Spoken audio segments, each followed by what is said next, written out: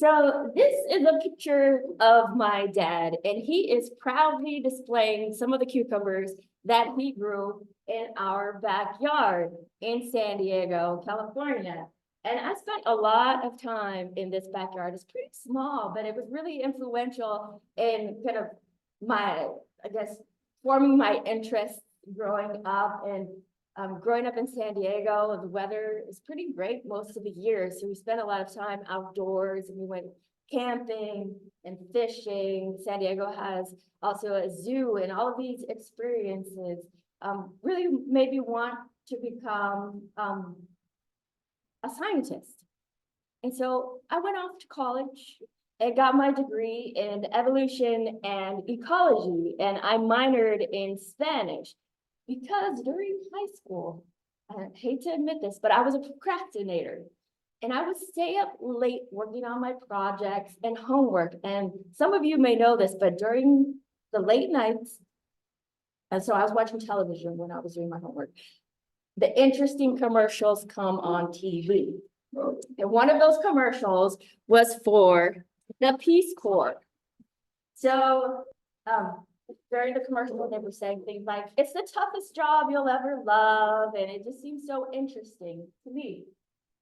And so I decided to join the Peace Corps after I graduated from college. And the Peace Corps is a US government program, and it sends people to developing countries to develop the capacity of local communities. And there's also this cross-cultural component to it. And I was very fortunate enough to be sent to Panama, where I spent 2.5 years working with farmer associations, schools, individuals, government agencies, and other nonprofits and NGOs.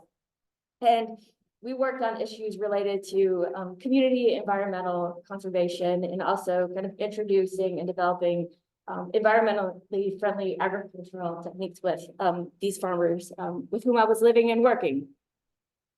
So during this Peace Corps experience, I was meeting such wonderful people who were so welcoming to me and learning about their lives and developing more of an interest in kind of the human component of these interactions with nature and the environment. And so I wanted to delve a little bit deeper into these topics. And so I went back to school and got my master's degree in sustainable development and conservation biology. But these kind of interests and questions that I had developed during the Peace Corps about development. What is development? Who is being developed? What are these power dynamics that are going on between the people and these agencies that are introducing these types of development and resources to people at the local community level? And so I went back to school and got my PhD. So because I had such a wonderful experience in Panama, I went back to Panama to do my field work and did over 2 years of field work in Panama, and was located just north of where I had been a Peace Corps volunteer. And the experiences that I had as a Peace Corps volunteer, but also the things that I had questions about, I delved into more during my dissertation research, and I focused on the impacts of agricultural development projects on smallholder farmers who were living in the buffer zone of a national park in central Panama. And I was looking at how agroforestry projects were shaping people's livelihoods, but also the landscape.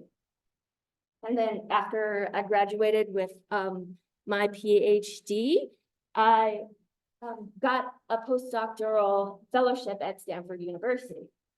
And there I was part of an initiative that focused on sustainable human development in Costa Rica. So we worked with a team of researchers and practitioners, but lots of Costa Rican collaborators on 3 different projects. One was focused on sustainable tourism, the other one sustainable agriculture, and the third one was youth and environmental leadership. And that's the one that I was helping to coordinate. And so we would work with high school students in rural communities in southern Costa Rica that is a place that has incredible biodiversity, but lots of poverty as well. And one of the economic drivers in that area is tourism. So this program, which is called the Stanford Environmental Leadership and Language Program, or CELAL, focused on developing environmental leaders, increasing environmental and cultural awareness, and also providing a forum to learn more of the English language, because we had heard from community members in the region where we were working that they wanted their kids to develop the English language skills, because they felt that that was an important tool to have in their tool belt in order to be a part of this tourism industry that was so important to the region. So that was a fantastic experience and kind of solidified my interest in working with local communities, in agriculture, conservation, these broader sustainable development issues, particularly around livelihoods, but also education and youth. So I moved here about 3 years ago with my partner, who is from North Nashville. And I like to say that because I'm from California and people here are like, oh no, another Californian. But my partner, he's from here. And so we moved here with our son, and his parents and his family is still here. They live in Antioch. So when I moved here, I was like, how can I be involved in the community? And we were still pretty much under lockdown because of the pandemic. How can I meet people? And my friends would be outside. And so I found the community garden at Millbridge Park that is run by the National Food Project. And so I was volunteering there in the Full Circle Garden, having a wonderful experience of so much community building that takes place there. And you learn a lot about agriculture and sustainability as well. And so 2 years ago, there was a position that opened at Friends of Millbridge Park. And I don't know if I mentioned it, but the community garden is at Millbridge Park. So it's the community farm at Millbridge Park. And I was like, oh my gosh, this is fantastic, because it combines all of the things that I'm really interested in and love: agriculture, working with communities. So Friends of Millbridge Park is a nonprofit based in Antioch, and Antioch is one of the kind of fastest growing areas in this area, and it's highly diverse. Antioch. And so our mission is to enhance and advocate for Millbridge Park to strengthen the community in Southeast Nashville. And we like to say that our obsession is the community, and we provide equitable access to the outdoors through programming that's focused on recreation, conservation, and education. So I wanted to kind of orient you on, how many have been to Millbridge Park? Several of you. So it's located in Antioch, as I mentioned. And so this is I-24. So you're heading east towards Smyrna, Boulevard, Murfreesboro, and you get off at Old Hickory Boulevard. There's a bunch of truck stops there. And you go down the road about probably less than a quarter of a mile, and that's where Millbridge Park is. And it's the newest regional park in the Metro Park system. It's 622 acres. It spans both sides of Old Hickory Boulevard. There are many different ecosystems there, including 10 acres of cedar glade. There's a large forested area here. We have an all volunteer built trail system that runs through grasslands, pastures, and connect to this part of the park. That's the typical kind of built environment that you expect when you think of a park. And there's a large playground in the Metro Park system with a 5-story climbing tower, basketball court, outdoor exercise equipment, a quarter-mile loop for walking, bicycling, and pavilions as well. And it's been well loved since we opened officially last August. And on the other side of the road is another trail system. The Food Project has the community garden on about 3 acres now.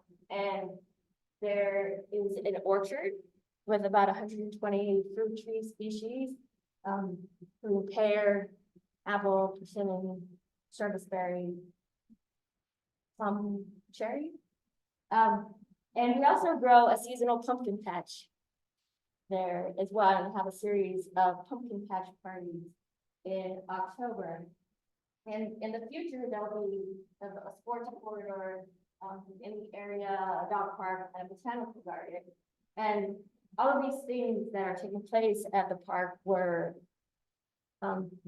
gathered from community meetings that were convened and tours of the park to hear from community members about what they'd like to see and how they want the land to be activated.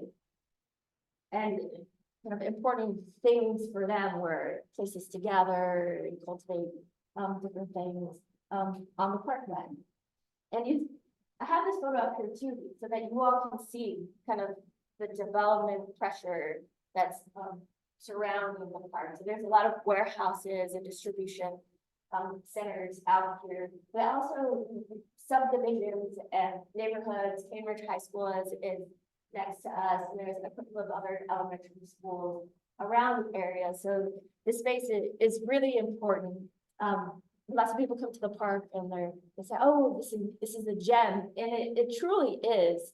It's a wonderful space and an important place to conserve and use. So parks are wellness hubs. They are not only spaces to address challenges related to sustainability or environmental sustainability, but more broadly, human well-being. And so these are some of the, let's say, kind of cross-cutting issues that we've heard from people about and also observed at the community level. And these are more park-specific topics related to sustainability and well-being. And I wanted to focus on our programming that we do at Friends of Mill Ridge Park, because I think it really gets at some of these issues through the activities that we offer, our volunteer engagement that we have, and also the partnerships that we have with other organizations, businesses, and individuals. And as I talk about our programming, please think about how you can personally connect with these activities and things that we do at the park and integrate them into your own lives. So we, as I mentioned, provide a number of different activities throughout the year that are focused on recreation, conservation, and education. And we do things like guided hikes and walks throughout the parkland. We have yoga, which is our yoga season is starting soon. And we also do things like sound bathing. I don't know if you all have heard of sound bathing before, some of you. So these are ways that at the park we can play and gather and socialize and kind of influence people's wellness and well-being, which is important to sustain yourself, not only kind of environmental sustainability. We also have outside cinema, which is super popular, and people use it as a space to socialize with each other. People will bring out Popeyes and Papa John's at the park. We also do things like sky watch parties at the park. We put out telescopes and binoculars, and do workshops and kind of our education focus, workshops and learn shops. And this is an image of some people who were involved in a dye workshop. So dye, D-Y-E, learning about natural dyes. And in this particular workshop, we were dyeing with indigo. And Megan Hall, who's the facilitator of these workshops, she helped us plant a dye garden at the park, which we're going to be replanting soon. And we do a lot of volunteer engagement, and I think the volunteer engagement that we do really focuses in on the environmental sustainability aspect of the park, and addressing challenges that we face there and in the community. We do park beautification activities and cleanups along streams and creeks, And also along the roadside, we have planted a native lawn, so we removed all of the turf that was in front of the friend's house, which is our office, and replaced it with native species, including so the common names are aster, switchgrass, river oats, foxglove, sage. So we did that in April of 2022 and are expanding that. And we also do a lot of trail building and maintenance. We'll have about 7 miles of trails. So we use kind of sustainable trail building and maintenance techniques with our volunteers. So they're going away with this knowledge as well. And we have, as I mentioned, our orchard. So we're always caring for those trees, and the produce or the fruit that will be produced from those trees will be given away to the community. We have picking parties and other fun activities in the orchard as well. And this series of images displays and the partnerships that we've developed over time with a number of different organizations and individuals. Last year, we partnered with Plant the Seed to have a series of workshops for children around gardening and the environment. In this image, children are checking out worms and learning about all of the important processes that worms do in the environment. We also have a strong relationship with the Nashville Food Project.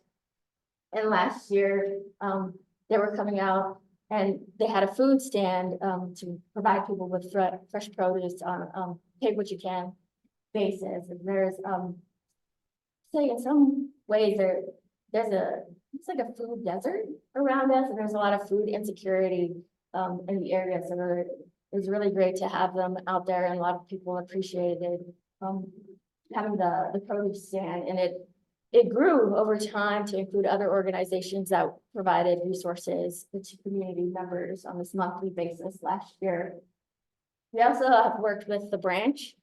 They have this kind of pilot project out at the park where they have 12 raised beds. So the branch is a food pantry, and so they provide their clients with food, and they wanted to increase the amount of fresh produce that they were providing to their clients. So they started growing out at the park. And I think last year they grew over, I think, 300 pounds of produce in those 12 raised beds that they had. We also have partnered with other organizations to do 5Ks at the park, or walks, I should say, to get people outdoors and active and focused on their own well-being. And we've also partnered with schools to come out and be engaged in the park and get children outdoors. So I wanted to end with a call to action. I think I'm preaching to the choir in some ways, because there are so many local organizations here, and I'm asking that you all become more involved with them. And these are organizations like the Food Project, the Cumberland River Compact, Friends of Shelby Park, the Urban Green Lab, that would be great to have you all involved with them, including Friends of Mill Ridge Park, selfishly. So there are ways you can be an advocate for these organizations. You can spread the word about the activities and great work that they're doing. There's one woman who, she's so wonderful. She volunteers with us, but other organizations. But I think of her as our hype woman. She carries a map of the strategic plan of the park in her purse. And wherever she goes and has the opportunity to whip it out and tell people about the park, she will. And so we appreciate all of the work that she does for us. And she also volunteers at the park as well. So there's kind of that type of engagement that you all can be involved in with these organizations or become a regular volunteer. We really appreciate people who consistently come and are committed to the mission that these different organizations have. We have one volunteer he's retired after having spent 40 years as a professor and super busy, is involved in so many different organizations, but he comes out every week to Mill Ridge Park to share his expertise and knowledge, his lived experiences, and just to socialize as well. That's really important too. He knows so much about growing things and sustainability. So if you all would do that as well, I'm sure President Mill Ridge Park and so many of these organizations would appreciate that. And that's it. Thank you. Are there any questions?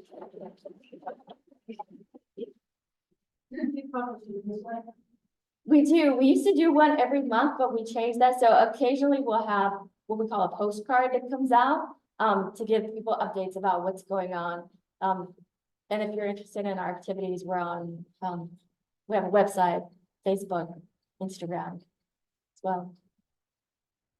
It's really impressive what you've done, especially knowing how you live apart. I was just wondering if there are any like models that you've looked at in other friends groups or other parks that have inspired the direction that you've gone? Yes. So I'm sure Gerald Hawks, who's our executive director, looked at so many other models, but there's one in particular that I found recently. It's called Friends of Anacostia Park, and they're based in Washington, DC. And Anacostia is a part of the DC area that is predominantly Black.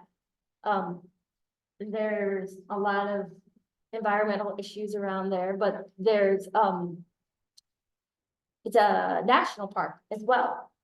But they do so many wonderful things there, and they have a crew of people that work on sustainability and environmental issues, and get people outdoors, and are focused on doing things that the community members are interested in. So it's kind of a grassroots effort.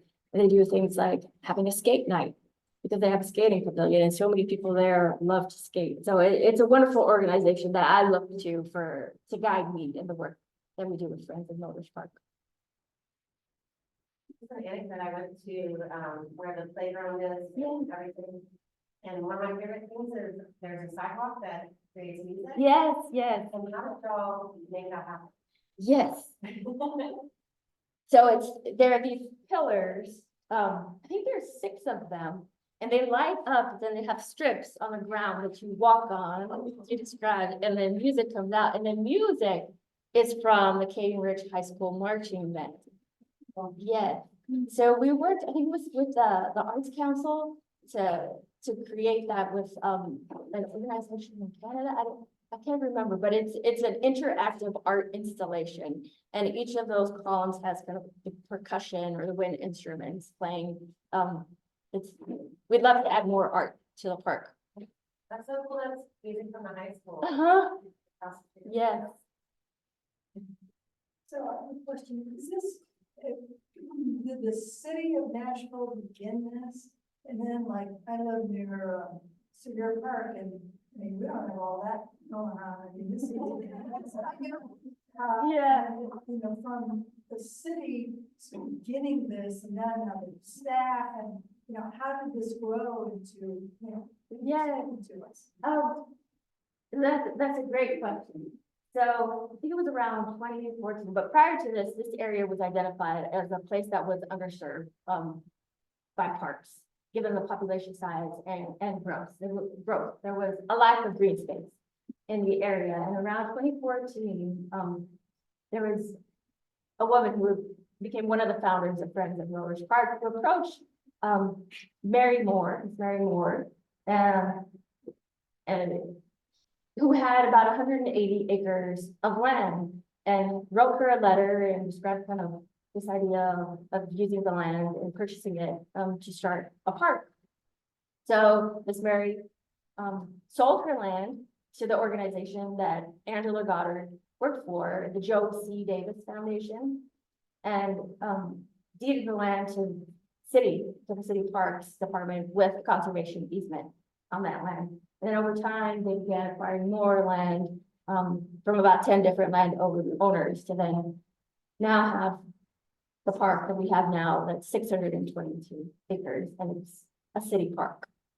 And so because we have a friends group that's part of the park, we're able to do all of these things and activate the land and have activities and get people outdoors and address issues related to sustainability at the park. Here does most of the support for the organization, is it from a local community, or is it more than that? So as far as people sustaining friends of the organization? Economically or, you know, time? Community supports it. Yes, we have individual funders who donate money and time to Friends of Miller's Park, but a lot of grants and corporate sponsors as well who help fund us. And could be national organizations or businesses that help fund us. We have a lot of donors from Middle Tennessee. And I would say in terms of people who come to the park or volunteer, there are many people in South Nashville that come out to the park, but also we get people who are just in town visiting Nashville or come from the Percy Priest area or Lebanon, Murfreesboro, all over the place, come out to the park. In the Antioch area, are there other parks like this? Because I'm not familiar with this. Is this like the only wonderful spot in the area? Thank you for saying wonderful spot. There's another park across I-24. I don't know if it appears on the map that I have here. It's called Cane Ridge Park. Which it's just kind of over here in this area, in the Cane Ridge area, a community. They don't have a friends group, so there aren't activities like that. You just go to the park and play baseball or use the other amenities that are available to you. But our park is kind of similar to Shelby and Warner and Beeman in that it's a regional park. And so a regional park is characterized by providing enough amenities for a family to spend the day at the park. And so we're similar to them in that case. And also kind of the different ecosystems that we have. And Shelby has a friends group, and so does Warner as well. So we're able to activate the land and provide all these different resources because of that. Is the park connected as a green thing? It will be. It will be. There's plans, at least in the master plan, to be connected to greenways. And there's also, I wouldn't put the map of the master plan, but it's not as clear when it's displayed on PowerPoint. There are these little kind of parklets that are over here that there's plans to have them be connected by greenways. It's like no greenway. Yes, like that. Mhm. Is there any interaction between the metro parks and Tennessee State parks? Just curious, knowledge sharing. I know, but I think there could be more interaction. Something about cedars and we have cedars. Yes, Lebanon, yes, yes. I think that's something that we could do more of. It's going to collaborate more with the Tennessee State Park system. Is the green space below I-24, is that part of your park too? Not one of the other stuff. Yeah. No, I think this part is for sale. It's still forested, and there's a church over here, but have you all heard of the Tanger outlets? Yeah. They're right here. And so this right now is still forested. So we're this is us here. We expand out that way. Yeah, or Canary Temple. Right, kind of around. Okay, so the school here, it goes like this, and then there's a TVA corridor here, and then we have a trailhead crossing this boulevard. Too, so you all can park, and then there's a kiosk with information about the trail system there as well.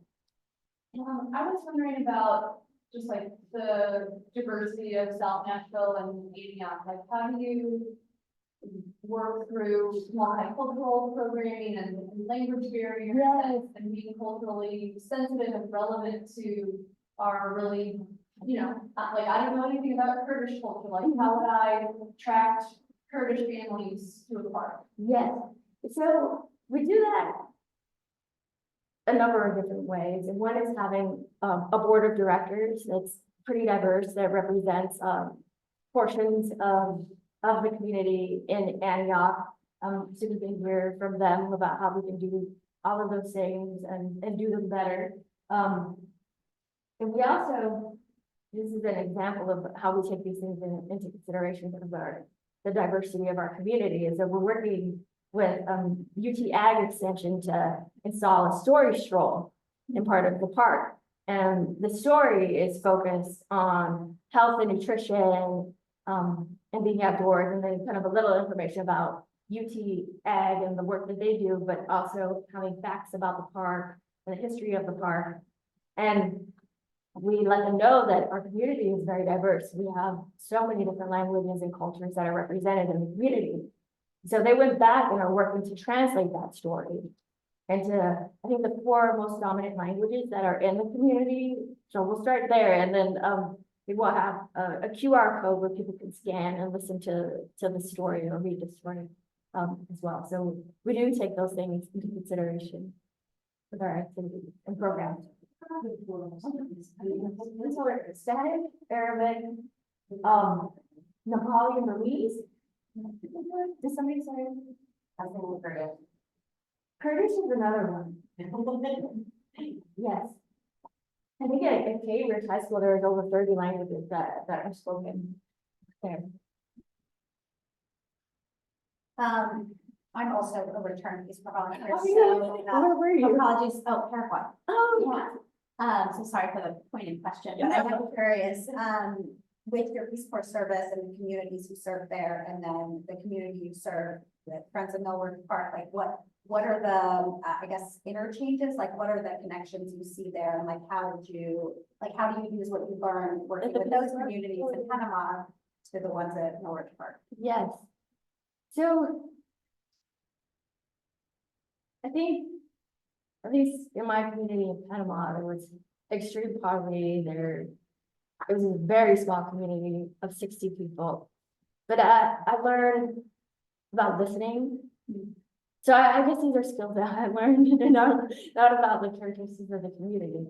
Listening, learning about people's lives and livelihoods, hearing about what's important to them and what needs they have. And so I use that in my work at Millridge Park, and I try not to make assumptions about people. I feel like I need to think about that more too. No, it's good. That's a great question.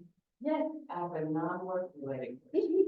As somebody who's moved here just 3 years ago, what are your general observations about I in Lennox Village, which is off of Nolensville Road. And when I first was, I wanted to move to a place that had sidewalks.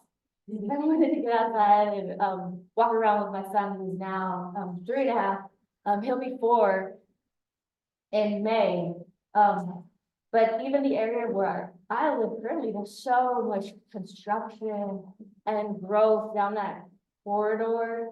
There are things popping like Wendy's is there, Aldi is there now. There's a lot of other subdivisions growing and in Cambridge as well in that area. So I'm just amazed at how much change has occurred in the 3 years since I've moved here.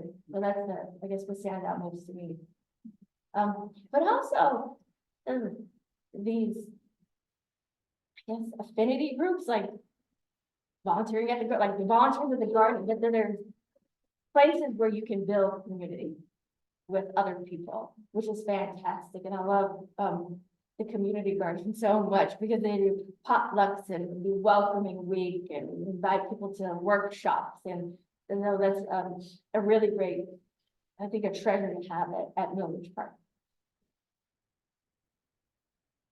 So I think we can wrap up.